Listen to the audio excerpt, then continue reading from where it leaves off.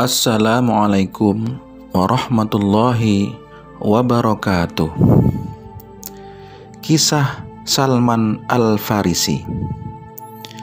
Salman Al-Farisi adalah salah seorang sahabat Rasulullah SAW yang taat dengan tuntunan Rasulullah SAW. Ia pun selalu melakukan puasa. Ia adalah seorang lelaki Persia dari Isfahan. Ia adalah sosok sahabat yang sebelum menemukan Islam di jalannya, ia tidak menyerah mencari kebenaran.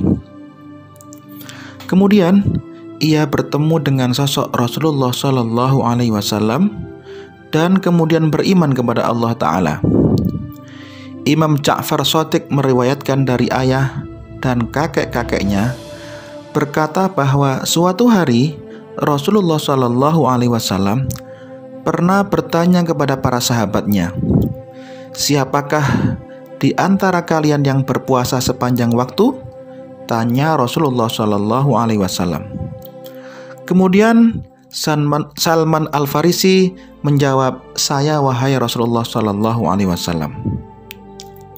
Rasulullah SAW bertanya kembali kepada mereka para sahabat, "Siapakah di antara kalian yang melaksanakan sholat sepanjang malam?" Kemudian Salman kembali menjawab, "Saya wahai Rasulullah SAW." Rasulullah SAW kembali bertanya kepada para sahabatnya, "Siapakah di antara kalian yang mengkhatamkan Al-Quran setiap hari?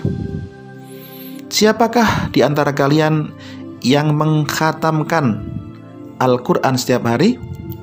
Dan untuk ketiga kalinya Salman Al-Farisi menjawab, "Saya wahai Rasulullah SAW." Kemudian salah seorang sahabat Rasulullah SAW menjadi marah dan berkata, "Ya Rasulullah, Salman adalah seorang Persia yang ingin menyombongkan dirinya dan memperlihatkan keunggulannya atas kami, sedangkan kami adalah orang-orang Quraisy. Engkau bertanya kepada kami, siapa di antara kami yang berpuasa sepanjang waktu, dan ia, Salman Al-Farisi, menjawab bahwa telah melakukannya. Sedangkan ia makan pada sebagian besar waktu, dan ketika engkau bertanya kepada kami, siapa yang melaksanakan sholat sepanjang malam? Ia, Salman, pun kembali mengatakan bahwa ia melaksanakannya. Kemudian pada pertanyaan terakhir, Rasulullah bertanya siapa yang mengkhatamkan Al-Quran setiap harinya? Kembali lagi ia, Salman, mengatakan ia telah melakukannya. Seketika Rasulullah SAW menegur orang itu, "Diamlah engkau wahai si fulan. Berapa banyak hikmah Luqmanul Hakim yang engkau miliki? Tanyakan kepadanya dan ia akan menjelaskannya kepadamu." Kemudian sahabat itu langsung bertanya kepada Salman Al-Farisi, "Wahai Abu Abdillah, engkau telah mengaku bahwa engkau berpuasa sepanjang waktu, bukan?" Salman pun mengakui bahwa ia memang berkata seperti itu. Kemudian sahabat itu berkata, ia telah melihat Salman makan pada sebagian besar waktunya. Lalu Salman pun menjawab, "Ia berpuasa 3 hari dalam sebulan, karena Allah Ta'ala yang Maha Agung dan Maha Mulia berfirman, siapapun yang melakukan suatu amal kebaikan, ia akan diganjar 10 kali lipat. Saya pun menggabungkan puasa Sya'ban dan puasa Ramadan dalam puasa saya, yang dengan itu seolah-olah saya berpuasa sepanjang waktu." Dilanjutkan sahabat itu, ia bertanya kepada Salman terkait pengakuannya telah melaksanakan sholat sepanjang malam dan mengkhatamkan Al-Quran setiap harinya.